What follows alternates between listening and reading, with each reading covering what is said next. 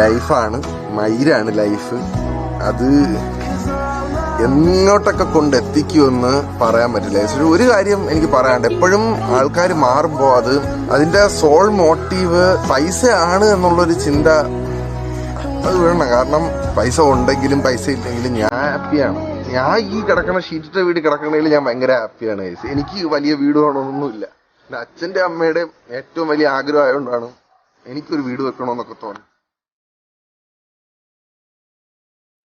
Seriously ഇന്ന് കാർത്തികിന്റെ video ഞാൻ ഇന്നാണ് കാണുന്നത്. ഓക്കെ, കണ്ടിട്ട് സത്യം പറഞ്ഞ എനിക്ക് ഭയങ്കര വിഷമായി പോയി.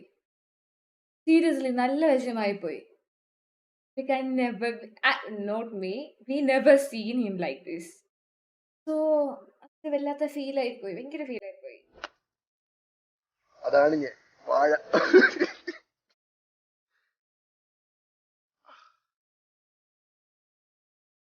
എനിക്കറിയില്ല ഗൈസ് ഇനി അങ്ങോട്ട് എന്താണ് സംഭവിക്കാൻ പോകുന്നതെന്ന്.